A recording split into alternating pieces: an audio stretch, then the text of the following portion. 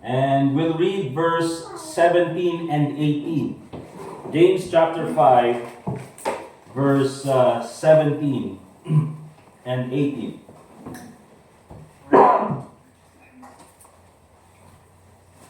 The Bible says in James chapter 5, verse 17 and 18, Elijah, was a man subject to like passions as we are.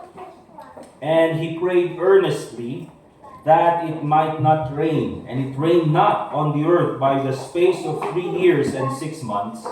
And he prayed again, and the heaven gave rain, and the earth brought forth her fruit. So, nandun tayo sa First Kings chapter 19. Okay, so marami pa tayong topic doon sa life ni Elijah. I was thinking na tapusin natin in the next three Wednesdays, pero I decided na idagdag na lang natin yung mga ibang characters. Okay, dagdag na natin si Ahab, si Jezebel, sila Micaiah, lahat na ng mga characters doon sa kahit na sila Elisha. Okay? And parang ilagay na natin sa series sa buhay ni Elijah, okay? But this time, we'll still focus on Elijah being the main character ng ating pag-aaral. And we'll entitle the topic, Elijah, a Man of Prayer. Okay, so ang topic natin is prayer. Alright? And of course, makikita natin ito sa buhay ni Elijah. And dito sa first section, titingnan natin that prayer is what separates Elijah from common Christians. Okay? Prayer is what separates Elijah from common Christians. Now, hindi po sana natin dinalagyan ng level yung Christianity. Okay? Oftentimes kasi ayaw nating lagyan ng levels yung Christianity or yung ating spiritual growth. But truly, kahit yung Bible po, binibigyan din ng level yung spiritual growth natin. Katulad po nung lesson natin last Sunday, we understand that there are new believers and ang tawag ng Bible sa kanila ay spiritual babes. Okay? Mga baby Christians na kailangang alagaan, kailangang i-comfort, kailangang bigyan ng pag-aaruga, kailangang bigyan ng extra care because they are babes in Christ. And then meron naman of course yung mga those who are in need of strong meat. We call them the mature Christians. And then of course meron din naman yung mga matagal na Kristiyano pero hindi lumago sa pananampalataya. We would like to refer to them as immature Christians. Okay? And so we would not want sana na maglagay ng mga labels when it comes to the levels of Christianity. But kung titingnan po natin mga kapatid, dito sa buhay ni Elijah, according to the Bible, that itong si Elijah, he was a man subject to like passions. Ang ibig sabihin niyan, mga kapatid, itong si Elijah, kaparehas lang natin na tao. He was not born of an angel. He was a common person. He was a common man. Kung titignan nga natin doon sa buhay ni Elijah, there is no background kung saan nanggaling talaga si Elijah. Elijah the Tishbite. Yun lang yung sabi sa kanilang Bible. Ibig sabihin, itong si Elijah ay galing sa mountains. Igor. At pada tayo kakasat. Okay? Yun lang yung malalaman natin about kay Elijah. There is no mention dun sa kanyang lineage or dun sa kanyang calling. I mean, nakita lang natin that later on, ginagamit na siya ng Panginoon. Hindi siya katulad ni John the Baptist, hindi siya katulad ni Samson, or ni Samuel, that ito ay gift ng Panginoon sa kanyang parents. They were barren pero nagkaanak sila. So there's no really mention about dun sa special beginnings or roots ni Elijah. The Bible tells us that Elijah was a man subject to like passions as we are. Walang pinagkaiba si Elijah sa atin. Okay? However, kaya kung titignan po natin, he was subject, of course, to hunger. Tao lang naman si Elijah. Nagugutom tayo, nagugutom din siya. Okay? Weariness. Napapagod tayo, napapagod din si Elijah. Discouragement. God knows, kasi nga, yung mga last na topics natin sa Wednesday, we talked about discouragement. O akala mo, na-discourage ka. Also, si Elijah, na-discourage din. Temptation. There's this temptation to stop, temptation to quit, temptation to sin. Problems. It came to a point na marami ding pinagdaan ng problema itong si Elijah. Sadness, anxiety. Itong si Elijah, he was also worried about sa kanyang future. Doubt. Okay? And even fear. Natatakot siya sa kung anong pwedeng gawin ni Jezebel and Ahab sa kanya. So all these things, mga kapatid, na pinagdaraanan natin, ganun din naman yung pinagdaraanan ni Elijah. Okay? Kaya yun yung sinabi ni James, that itong si Elijah is a man subject to like passions as we are. Kasi, kailangan natin maintindihan, itong book of James ay isinulat sa mga Jewish Christians. And more than likely, itong si James, siya yung pastor doon sa Jerusalem Church. Hindi ito yung James na pinatay ni Herod. Pero ito yung James na naging pastor doon sa Jerusalem Church. So, yung mga Jews, talagang mataas yung pagtingin nila kay Elijah. Alright? Kaya nga, ang sabi nila kay John the Baptist, siguro ito yung spirit niya. Ito talaga si Elijah. Okay? And ganun din yung pagtingin nila kay Jesus Christ. So they have this great reverence kay Prophet Elijah. However, pinapakita ni James na, yes, itong si Elijah is a great prophet, but he's also a human being na katulad sa atin. Now, what is it that separates Elijah from us? What is it that separates Elijah from the common Christian? And isa lang yung sagot dyan, prayer is what separates Elijah from common Christians. Kaya doon sa introduction ni James kay Elijah, anong sabi niya ganyan? He is a man subject to like passions as we are, and he prayed. Sa normal human being, common human being, may desire na magpagamit sa Panginoon, ang ginawa niya lang is, he prayed, pero hindi lang siya he prayed earnestly that it might not rain. And it rained not on the earth by the space of 3 years and 6 months. And he prayed again, and the heaven gave rain, and the earth brought forth her fruit. So, we have to take a look at yung prayer life ni Elijah. Kung ito yung nagse-separate kay Elijah, what is it that is something about his prayer life? Well, let me tell you mga kapatid, that there's nothing special when it comes to Elijah. Okay? Because he's a common person just like as we are. But what makes him special is of course yung power ng Panginoon. Because remember mga kapatid, ang prayer po is depending on God. Prayer is connecting to the power of God. Prayer is admitting na wala tayong kakayahan at ang pwede lang tumulong sa atin ay walang iba kundi ang Panginoon.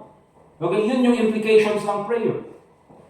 Kaya sometimes when we do not pray, ang sinasabi natin na I can handle this on my own.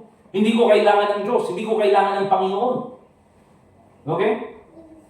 Kaya kung titingnan po natin mga kapatid, look at the prayer nitong si Elijah. First of all, babalikan natin yung sinabi ng James chapter 5 verse 17. He prayed for the rain to stop.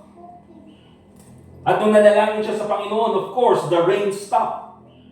Ano pa? Nung nandun siya sa bahay ng widow sa Zarephath, namatay yung nag-iisang anak ng widow.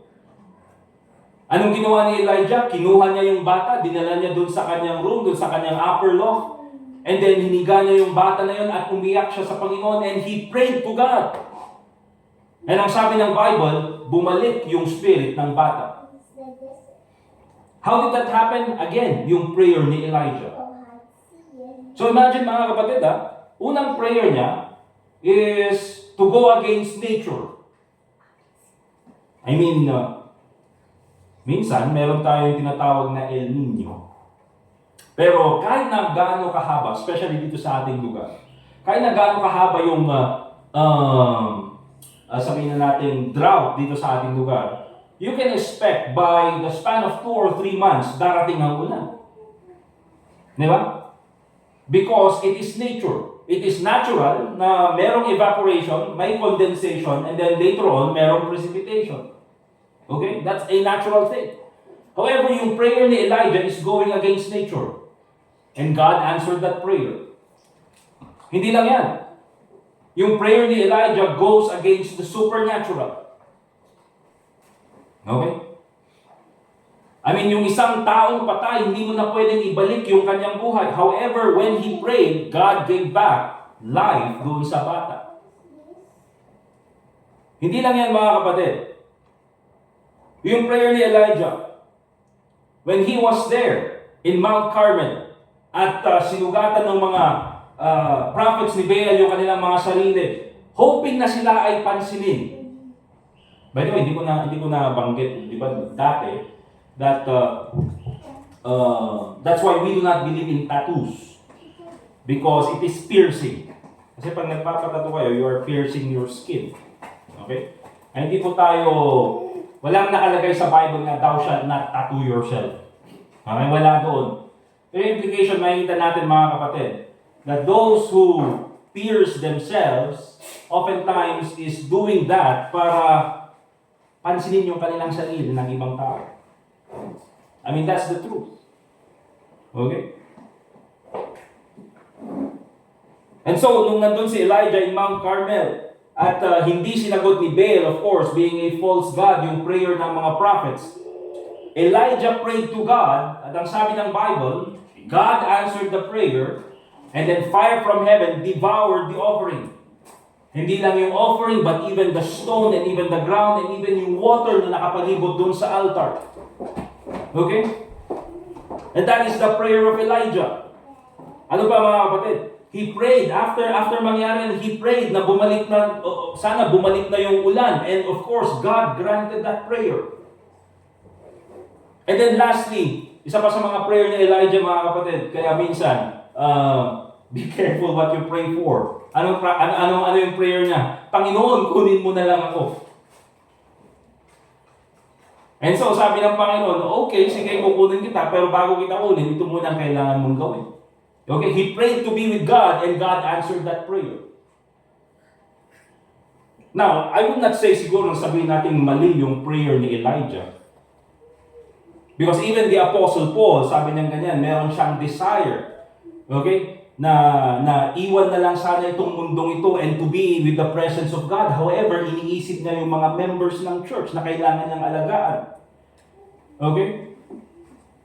And sabi niya ganyan, absent in the body, present with the Lord. And so kung titingnan natin mga kapatid, all of these things that Elijah prayed for, God answered. Kaya kung titingnan po natin yung prayer life nitong si Elijah, there's something special about it. Not because of Elijah, but because of God. And kung sinabi ng Bible na itong si Elijah is a man subject to like passions as we are, kung kayang sagutin yung mga panalangin ni Elijah, ibig sabihin, kaya rin sagutin ng Panginoon yung mga panalangin natin. Amen? Amen po ba mga kapatid? That's why it's very important na tayo bilang Christians, we need to practice prayer in our life. Remember mga kapatid that praying to God, banggitin ko lang, praying to God is not a guarantee that our difficulties will be over. Hindi po yan guarantee na pag nag-pray ka, katulad ni Elijah, sasagutin ng Panginoon yung aking panalangin at mawawala na yung aking problema. Again, another principle of the Bible when it comes to prayer is that it must be according to God's will. Okay? Kahit na mag-pray ka na sana Panginoon, tanggalin mo na yung problema, if it's God's will for you to continue with the problem, wala kang magagawa. Alright? But again, praying to God, hindi po yan guarantee that your difficulties will be over. But remember this, the promise is, prayer will produce peace. Okay? Prayer will produce peace. Again, balikan natin Philippians chapter 4, verse 6 to 7. Philippians chapter 4 and verse 6. And in verse 7. The Bible says, be careful for nothing. Yung careful, being anxious, okay? Or kung meron kang worries, you don't have to worry about anything. Bakit? Because in everything, by prayer and supplication, with thanksgiving, let your requests be made known unto God. Kung meron ka mang problem, kung meron kang inaalala, kung meron kang you're something worrying about something, okay? Anything na sabihin nating nakaka-istorbo sa iyong isipan, you can pray to God. And then ang sabi ng Bible in verse 7, and the peace of God, which passeth all understanding, shall keep your hearts and minds through Christ Jesus. So, there's no promise na tatanggalin ng Panginoon yung problema immediately. Okay? But the promise there is God will give you peace. And understand this mga kapatid, na dito sa Bible talaga, when it comes even to the teachings of the Lord Jesus Christ, and even in the Old Testament, doon sa mga sinasabi ng prophets, because I've been, hinahanap ko yung topic ng happiness.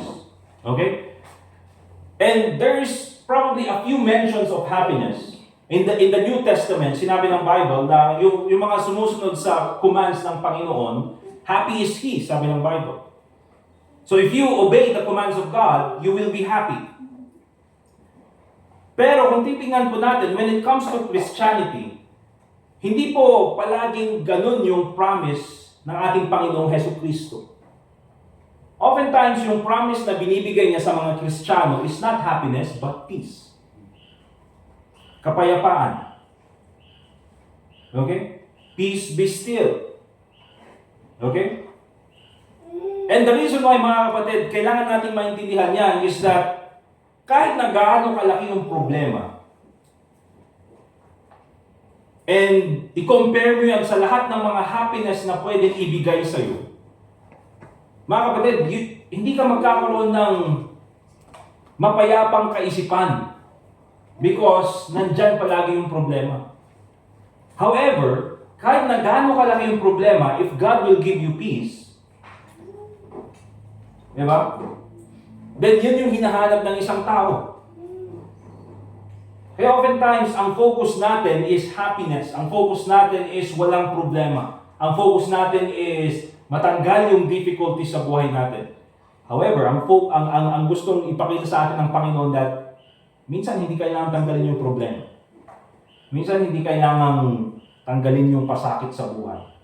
Minsan hindi kailangan tanggalin yung mga taong nanggugulo sa'yo sa buhay. Minsan ang kailangan mo lang is peace na galing sa Panginoon. That's why it's possible para sa ating mga Kristiyano, di ba? Lahat tayo may pinagdaraanan ng problema.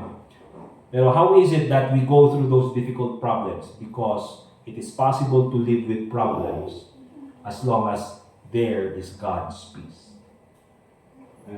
Okay?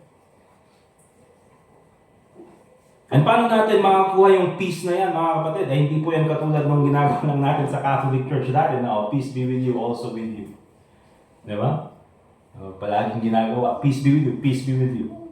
No, we can get that, mga kapatid, through prayer. And yan po yung promise ng salita ng Diyos. So prayer is what separates Elijah from common Christians.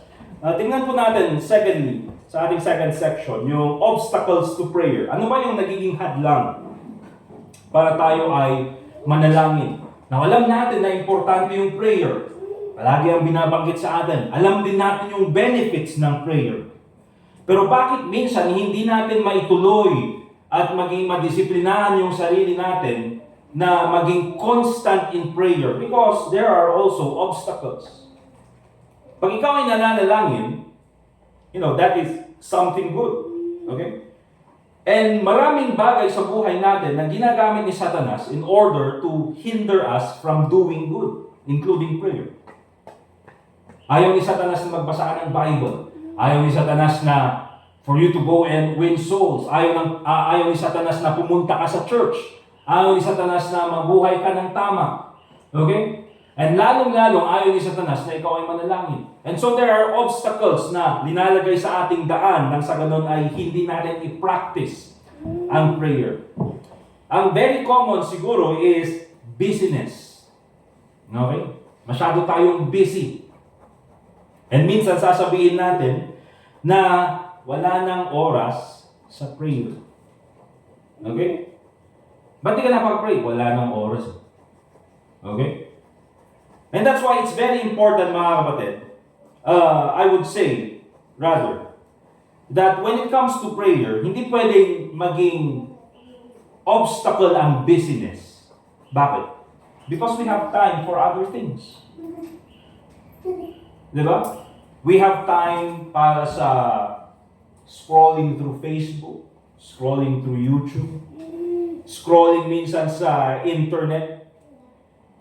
Meron tayong time na manood ng movies, which is 1 hour, 30 minutes siguro. Or kung katulad nyo kami, na naboboring palagi is forward. Ending na lang. Okay? So kung meron kang oras na manood sa mga bagay na yun, and I believe mga kapatid, you will have time for prayer. Okay? But it's true mga kapatid that sometimes because sinabi natin business, hindi actually ito yung business na marami kang ginagawa. I believe oftentimes itong business na ito is that masyadong maraming ginagawa sa isip. Masyadong maraming laman yung utak. Na minsan nawawala sa isip natin yung prayer. Di ba? Kailangan kong gawin to, kailangan kong gawin to, kailangan kong i-prepare to, kailangan kong gawin ito. And oftentimes nakafocus tayo sa mga kailangan natin gawin at nawawala sa schedule natin yung prayer.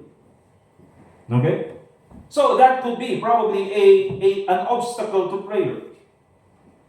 Now in order to overcome this obstacle mga kapatid, kailangan magkaroon tayo ng intention to prioritize prayer. So kung alam na natin mga kapatid that magiging busy tayo sa isang araw na ito, dapat in the morning pa lang we should go ahead and pray. Okay?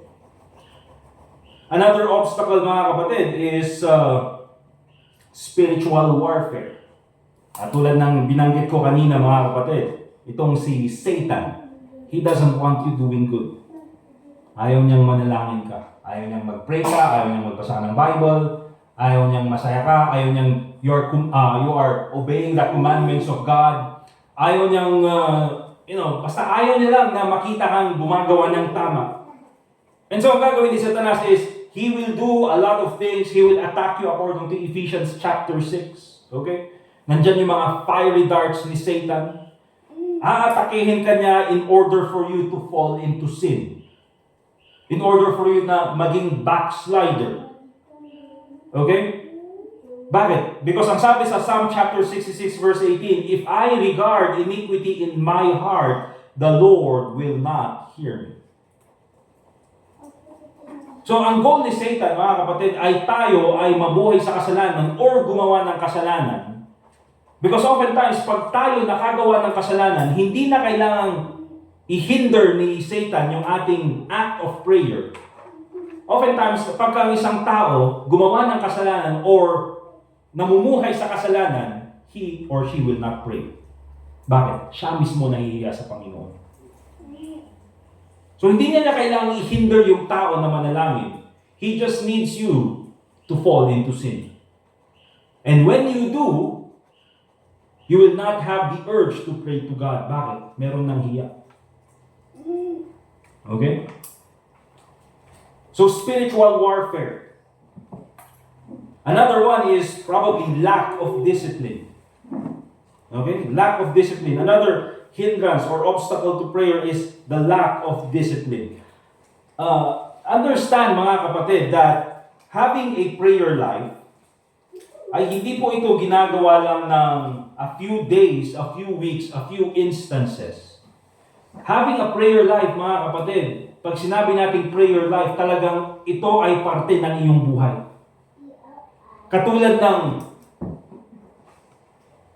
pag-inom ng tubig, katulad ng rice, di ba? Ewan ko, Sister John, dapat yung rice in Australia. Okay, buglaman ng ganda. Di ba? Sabali nga rice. Okay? Part na yan ng buhay natin. Kaya nga yung ibang OFW, punta sa mga western countries na hindi masyado sa rice. Anong carbohydrates sila? Mashed potato, bread, ganun lang. Okay? So meron silang steak, kinakain nila yung steak, pero hindi natipagalaan nga dati may isang baso na inuwi. Di ba? Naghahanap sila ng rice. Bakit mga kapatid? Because it's a part of their life.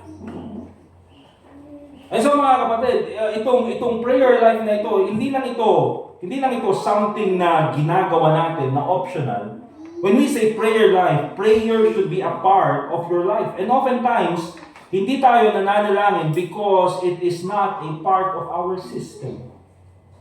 Hindi natin dinisiplina yung sarili natin na gawin ang prayer. Go to 1 Corinthians chapter 9, verse 27. 1 Corinthians chapter 9, verse 27.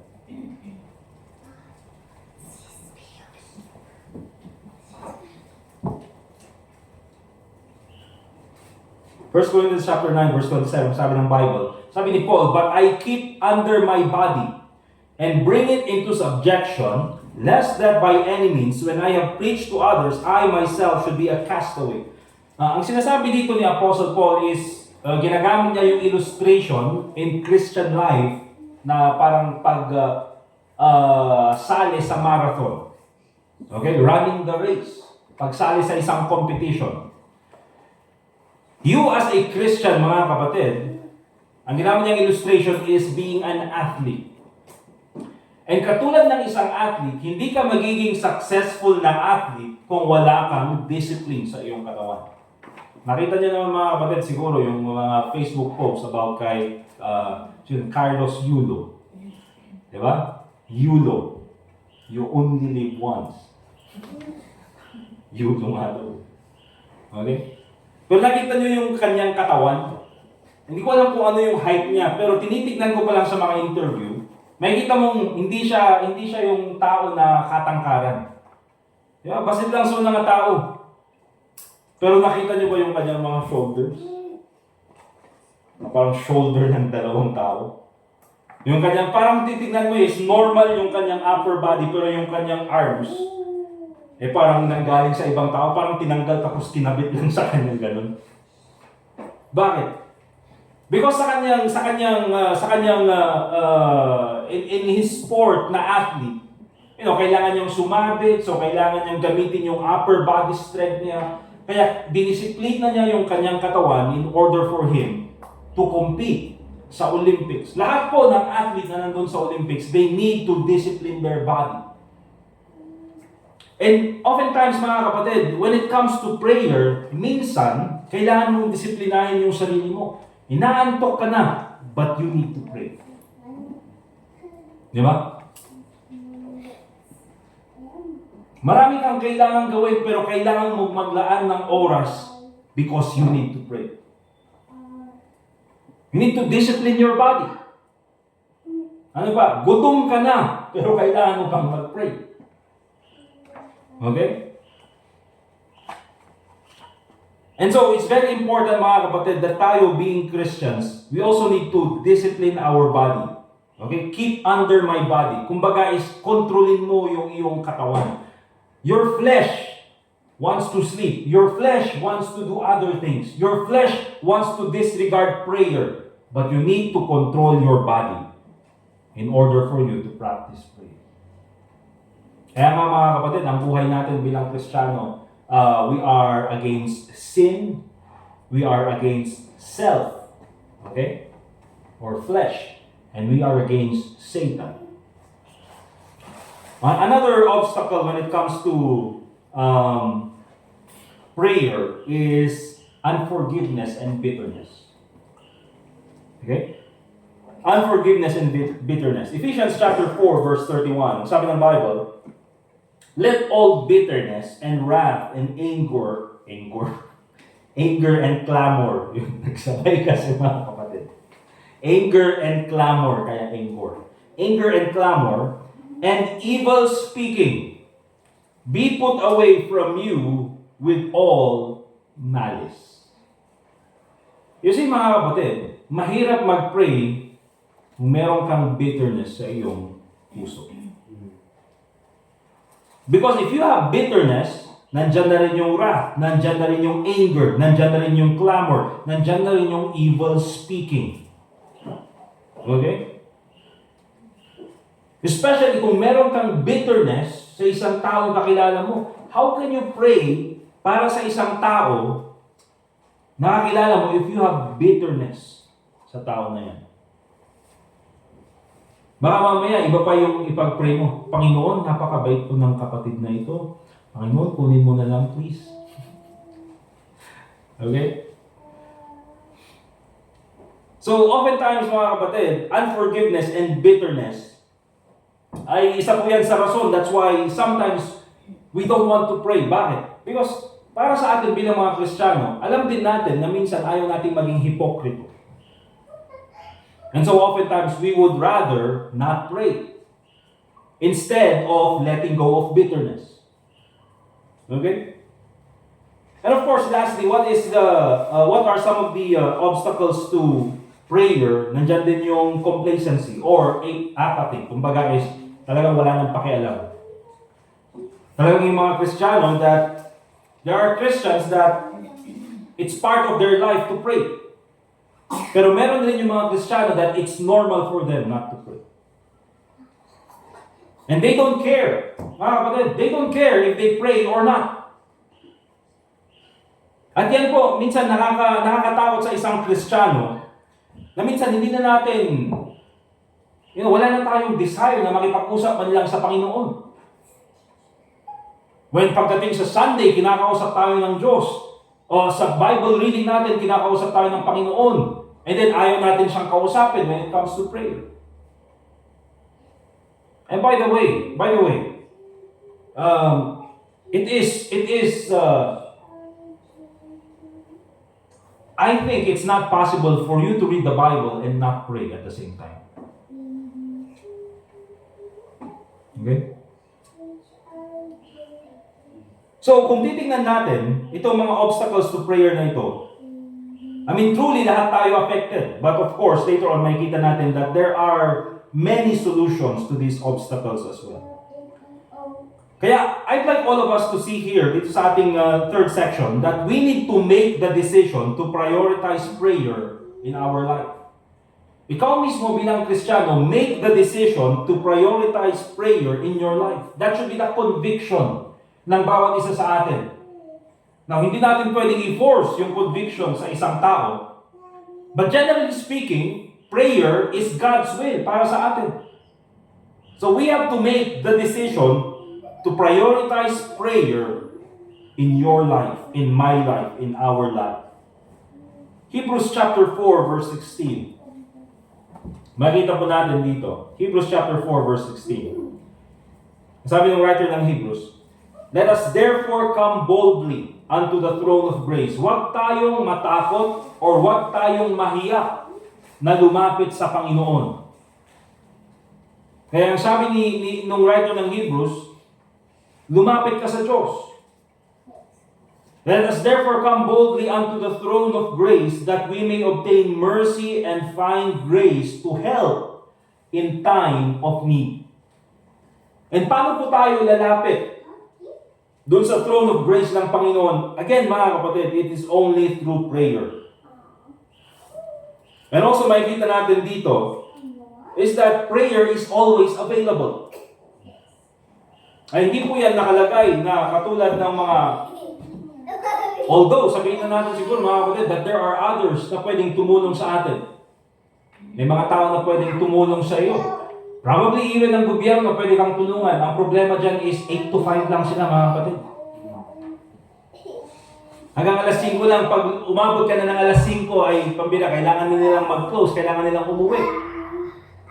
There are also other people na pwedeng tumulong sa iyo pero limited din naman yung kanilang capacity. I mean, kung pwede lang natin tulungan lahat sana ng nangangailangan gagawin natin, pero ang problema tayo mismo, kailangan din natin ng tulong. Okay? Hindi, limited lang yung ating resources. That's why ang pwede nating lapitan that is always open, always available, and has the unlimited resources na pwede tayong tulungan is none other than God. Question is, bakit ayaw natin lapitan ang Panginoon? Okay? That's why it's very important to make prayer a priority in your life. Make that decision. See, if you prioritize prayer, if you practice prayer, you will also have the attitude of gratitude. Magkakaroon ka rin ng attitude na maging mapagpasalamat. Tingnan niyo po yung 1 Thessalonians chapter 5 verse 17.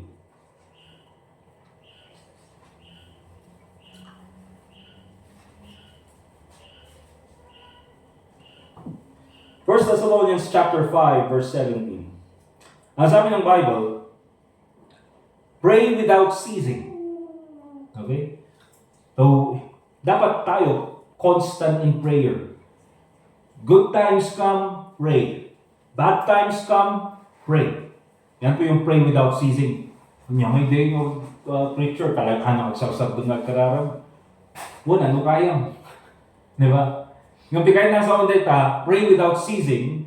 As long as you have the opportunity, as long as you have time, and even if you make time, mga kapatid, dapat constant ka sa panalangin. Good times, bad times, continue to pray to God. And then sabi niya ganyan, in everything give thanks, for this is the will of God in Christ Jesus concerning you. Remember, kailangan natin maintindihan na nung sinulat itong Bible, wala pong mga verse.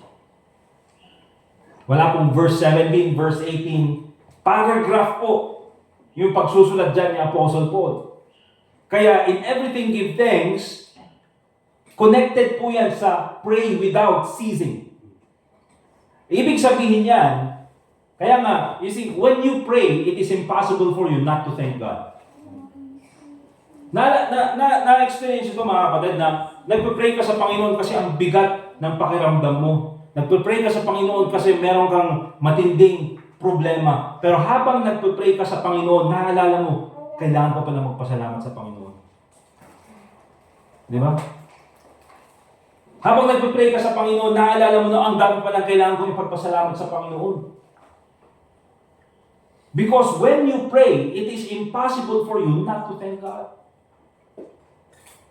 And even when you pray, you develop yung attitude ng gratitude kasi habang nananalangin ka, nakikita mo rin yung kabutihan ng Panginoon sa buhay mo. Okay? That's why prayer and thanking God cannot be separated. That's why when you pray, nagkakaroon ka ng mas mapagpasalamat na attitude. Also, another benefit ng prayer is that we become more intimate with God. Mas nagiging malalim yung ating pagkakakilala sa Panginoon. Mas nagiging malalim yung ating relationship with God. Okay? By the way, naalala ko nung sa Bible College kami. So yung sa mga question. Bakit kailangan pang mag-pray? Bakit kailangan may amen sa last? Diba? Pag nag-pray, bakit kailangan may amen sa last? Meron sa inyo may sagot sa question na yun? Bakit pag nag-pray, kailangan daw may amen sa last? So be it. Ang meaning ng amen actually is so be it or I agree. Diba? I agree with that. Kaya pag nag-amen tayo, congregational prayer, yes, I agree with the prayer. Sabi niya sa kaklase namin, hindi kasi yung amen, parang ano yan. Kasi pag nagsisend ka ng text, may pipindutin kang send. So pag nag-amen ka, yun yung send. So kung hindi ka nag-amen, hindi yun na-send, unsend. Okay? So sabi namin, ano yun? Paano pag hindi nag-pray, so hindi yun na-send? Okay? Hindi ba mga kapatid? Yun yung ibig sabihin ng amen. Pag amen is, I agree doon sa sinasabi, doon sa prayer sa congregation. Okay? And of course, tayo na pag sabihin natin naging part na ng ating system, yung pag-pray na may amen. Okay? Kaya hindi rin naman masama na mag-pray ka na walang amen. Kaso ang weird naman. Di ba na nakaganon lahat o sinihintay yung amen? Ay, nagpas kaya mo. Okay? Kaya meron tayong amen. Okay? Pagkatapos or para i-end yung prayer, hindi yung send. Kapag ka hindi ka nag-amen, parang wala nang kwenta yung prayer mo. Remember this, oftentimes yung mga pinaka-sincere na prayer or even yung mga pinaka-beautiful na prayer are always done in private. Okay? Oftentimes yung mga prayer tignan yung prayer ni Hannah. Napakaganda. He was even judged by yung wicked preacher na si Eli. Okay? Mga prayer ni David na naka-record dito sa Book of Psalms, those are intimate prayers, mga kapatid. And kaya kung titignan natin itong mga prayers na ito, even in the book of Psalms, meaning, pagka binabasa mo, even when you study the attributes of God, oftentimes you go to the book of Psalms. And yung mga Psalms na yun, mga kapatid, prayer yun ni David. And bakit nabanggit ni David yung mga attributes ng Panginoon? You know, that He is all-knowing, that He is omniscient, that He is all-present, that He is caring, that He is love, na alam niyo yung pinagdaraanan natin. Bakit? Because itong si David, kahit na sabihin na natin maraming pagkakamali si David, but he is always constant in his prayer with God. Kaya malalim din yung pagkakakilala niya sa Panginoon. Okay? And of course, one of the benefits of prayer is that nagkakaroon tayo ng perseverance or nagkakaroon tayo ng patience. Bakit? Because when you pray, katulad ng binanggit natin kanina in Hebrews 4:16, yung binasa natin, let us therefore come boldly unto the throne of grace that we may obtain mercy and to find grace to help in time of need. Knowing that verse, that God is always available, that God answers prayers, that God can help, at siya lang yung pwedeng tumulong sa'yo, pag ikaw nag-pray, magkakaroon ka ng attitude na all I need to do is wait upon God. Okay? That's why you continue in prayer, you persevere in prayer. Bakit? Kasi alam mo na ang Panginoon lang ang pwedeng tumulong sa'yo. Okay? And so it's very important for us to make the decision to prioritize prayer in our life. Last na titignan natin, so paano din natin gagawin yun? So how do we do it? Last section natin is how to cultivate a personal prayer life. Paano natin pagyayamanin ang ating prayer life? Okay? Nakakalungkot naman mga kapatid na ang prayer lang na ginagawa natin is bago kumain. Ngayon, pinaka-shortcut pa. Panginoon, salamat po sa pagkain na ito. Of course, panunod ko pa yun niya ikararag. Salamat di provisions. Tinagan ni Jesus, Amen. Dahil lang. Okay? And ang hirap naman mga kapatid na pag magpipray ka sa bago kumain is kukunin mo yung prayer list dito sa church natin. Kasi pagpipray mo isa-isa. Wala, nabisbisin ito di kakatwang. I remember nandun kami sa main church nung ginagawa po yung building. At syempre kailangan namin kami yung magsesemento, kami yung magbubuhat ng mga grava, ng mga buhangin, lahat na yan, simento. And dumating na sa probably alas 2, hindi pa luto yung lunch. So gutom na yung mga workers, gutom na yung mga tao. And then magpipray pa yung isang kasama namin na yung people noon. And magpipray, ipag-pray na pa lang, pati baso. Kaya nagreklamo niya mga isang man, grabe nun, makantay lang ron, pati baso, isali yun. Okay? Kaya of course mga kapatid, when it comes to that prayer bago kumain, separate naman yan. Di ba? But we're talking about here mga kapatid is yung ating personal prayer life. So, anong kailangan natin gawin in order to make this better? In order to cultivate a personal prayer life? Very important to set aside a dedicated time. Palagi tayong mag-separate or mag-set aside ng dedicated time na tayo ay magpipray. Now, hindi naman natin sinasabi na dapat umaga palagi. It could be evening, bago matulog. Okay? Pwede naman po yan.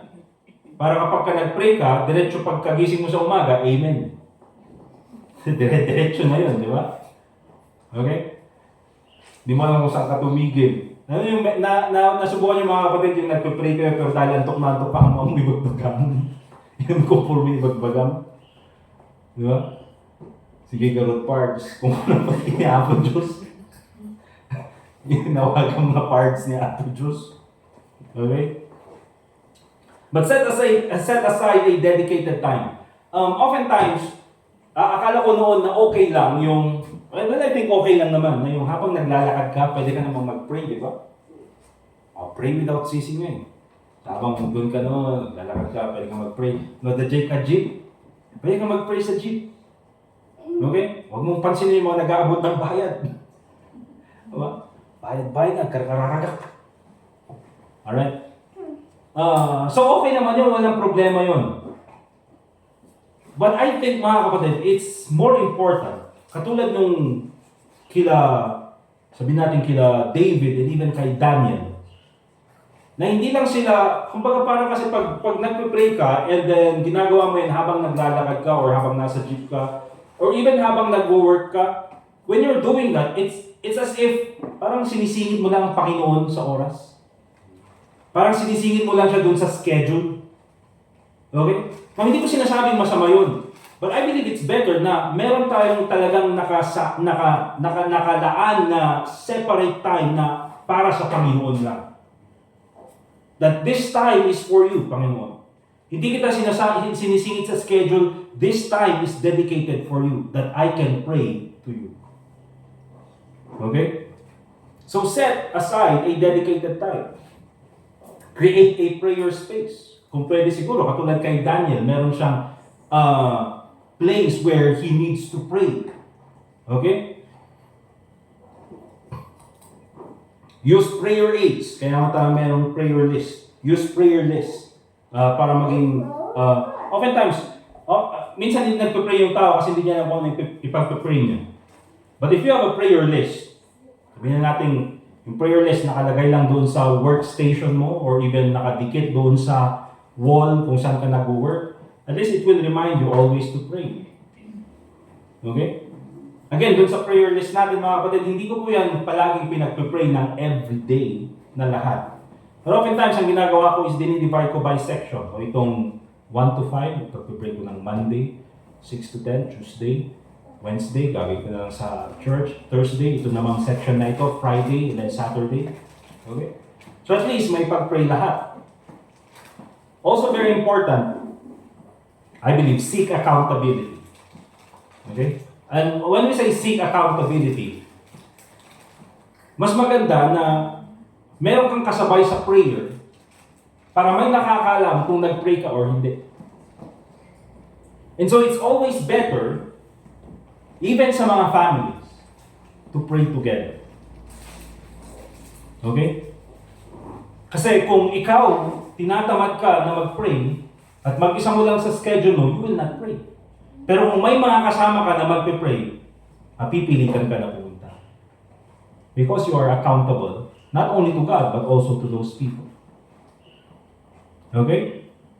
So, maganda rin that if you are at home, kasama mo yung mga kapatid mo, go ahead. Both, or lahat kayo magkakasama, you can go ahead and pray. Okay? Yung buong family, they can pray. Father and child, they can pray. Mother and child, they can pray. Couples, they can pray. Okay? So it's very important mga kapatid that prayer will really be a part of our discipline. Kasi katulad nung nakita natin mga kapatid, itong si Elijah, he is just a normal person na katulad natin. But what separates him is prayer. What made him special is prayer. Not his ability, not his skills, but God's power through prayer. And ang problema mga kapatid, many of us Christians, kumbaga titignan natin yung buhay natin, parang wala tayong kapangyarihan na galing sa Panginoon. And oftentimes the reason is, we do not practice prayer. So remember mga kapatid, katulad doon sa conviction natin, make a decision to prioritize prayer in your life. Amen? Let us pray. Dear God, Heavenly Father, once again, kami po ay nagpapasalamat sa privilege na binigay niyo sa amin bilang inyong mga anak to always call to you when we are in need. And not only when we are in need, Panginoon, but also in our worship, that we can always worship you through prayer. We can be thankful to you through prayer. Panginoon, we thank you for this medium that you have given to us so that we can always tap into your power para sa buhay po namin. And patawarin po kami, Panginoon, if there are many times, many instances in our life na hindi po kami naging faithful in prayer. Patawarin po kami, Panginoon, kung hindi po namin binigyan ng importance ang panalangin. Pero nawa po, bawat isa sa amin ay nagkaroon ng desire na bigyan ng priority ang prayer. Nawa po, Panginoon, bawat isa sa amin ay nabigyan po ng idea kung paano po ito maging part ng aming buhay. Tulungan mo po kami, Panginoon, na sa ganun ay ma-apply po namin ang mga bagay na ito sa buhay namin. There are many obstacles, many hindrances for us to pray. But I pray, Lord, that you will give us the resolve and also the discipline that despite these obstacles, still we will continue to pray to you. So, Panginoon, please continue to work in our lives. Please continue to make us better Christians. Please continue to give us the discipline that we need in order to become prayerful, powerful Christians. Lord, bless the church as we continue to pray for one another, and also pray in the name of the Lord Jesus Christ. Amen. Alright, let's go ahead and kunin po natin yung ating mga prayer requests. Brother Ken, please. Okay.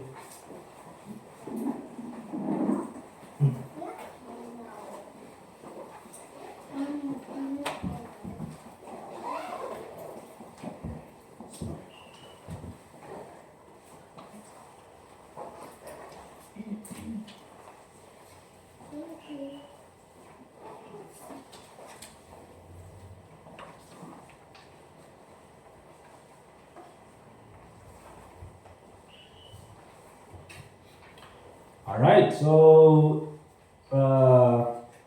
of course, we're thankful na kasama na natin sila Sister Joni and si John Mark, Brother John Mark. Thank you at nakabalik kayo. Hindi ko alam kung thankful kayo na bumalik pa kayo. So, okay, mas okay dun sa Australia. At ano yung kangaroo, di ba? Ano doon? Winter, di ba? Nakita ko naka-jacket kayo. O, di ba? So, we're thankful na kasama natin sila. We're also thankful dun sa mga natapos natin na mga activities. Any more prayer requests, mga kapatid, before we continue? Any more prayer requests? Doon po sa number 2, please pray for sa akin, mga kapatid. Naghanap kasi ako ng work from home na papasukan. So please pray na kalooban ng Panginoon, if He wills, mabigyan tayo ng work. Okay? So please help me praying for God's will dyan sa bagay na yan. And at the same time, hindi ko rin makaligtaan yung aking study sa mga services and preaching natin dito sa church. Okay? Also, number 3, continue to pray for Brother Larry sa kanyang health, recovery. Ganun din kay, sino na yan? Si Sister May dun sa number 12. Sister May, yung kakatapos lang mga anak. Dun sa kanyang recovery. Okay? Buti na lang sa ladies, nahabol nyo yung baby shower. Okay? Alright, any more prayer requests? Sorry, yung ano pa pala, number 23.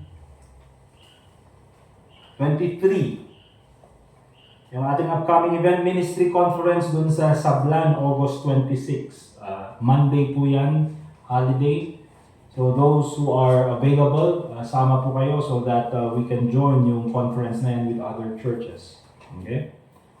Yan pong sasakyan na gagamitin. Alright. Any more prayer requests? Meron ba tayong prayer request?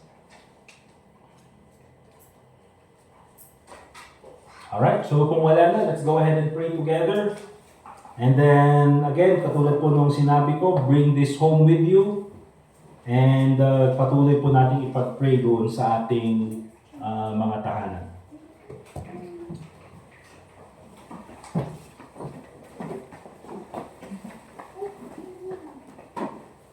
Sorry, si Brother Anthony pala, pag-pray natin. Yung kanyang health, kaya wala siya. Number 4.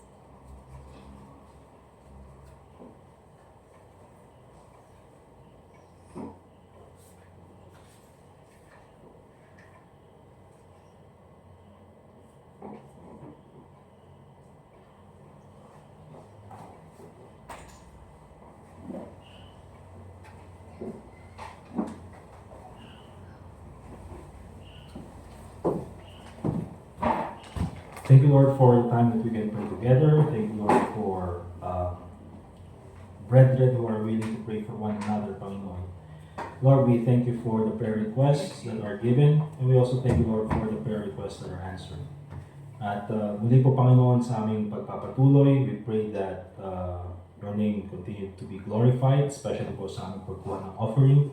Ikaw po, Panginoon, ang mabigyan ng kagalatian sa mga offering na ito. Nawa po ay magamit po sa iyong gawain. We also pray, Lord, that you will continue to bless our brethren who are sick at the moment, Panginoon. Ikaw po magbigay sa kanila ng mas magandang kalusugan so that we can be with them in the following days na kami po ay maninilbihan sa inyo. Salamat po, Panginoon, once again for the time spent together in this church and to pray for one another. Thank you, Lord, for continuing to bless each and every one of us, and also pray in the name of the Lord Jesus Christ. Amen. Alright, let's go ahead and prepare po natin yung ating mga offering. And after po nito, we will have our congregational singing, and we will ask si Brother Jazer for our closing prayer. Okay? Alright, tawagin natin si Brother Dustin, please come along sa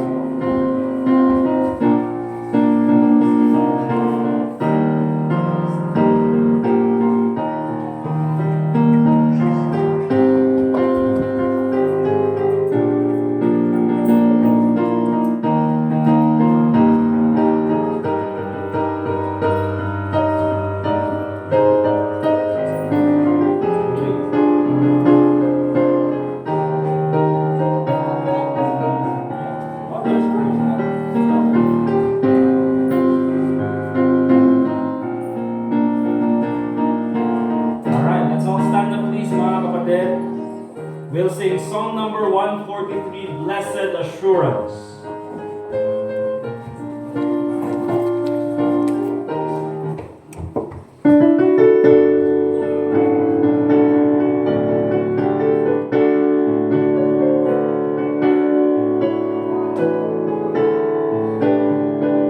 Alright, all together on the first stanza.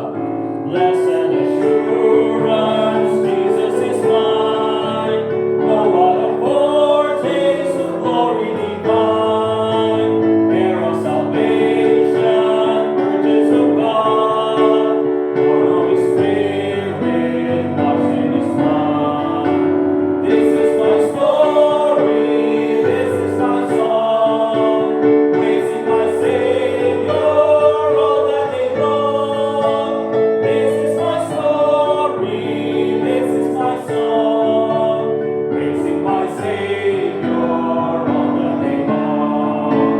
Perfect submission, perfect delight, visions of rapture now burst on my sight. Angels descending, bring from above, echoes of mercy, whispers of love. This is my story, this is my song, praising my Savior all the day long.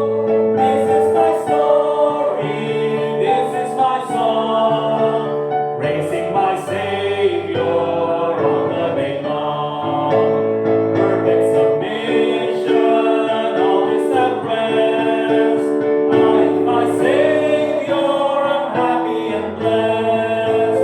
Watching and waiting, looking above, filled with His goodness, lost in His love. This is my story, this is my song, praising my Savior all the day long. This is my story, this is my song, praising my Savior all the day long. Amen. Remain standing, please, Brother Jason.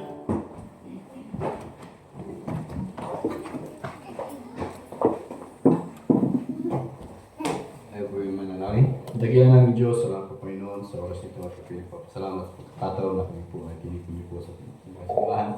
At kami po ay nakapanalangin po Panginoon at kami po nagpapasya pala. patuloy Panginoon, bigyan ng kasagutan sa mga panalangin na niyo po Panginoon sa iyo po. Wala niyo din po ang kung kasagutan na pag-iwalay. At hindi po mabati sa Panginoon. At patuloy Panginoon, amen, sa mga susunod pa. At ang Panginoon sa amin po. Wala niya po ang Panginoon. At ito ang sa atin sa Panginoon Jesus. Amen. Amen. Thank you mga kapatid. We're dismissed. Thank you very much for being here this evening. Let's fellowship and dismiss na po tayo.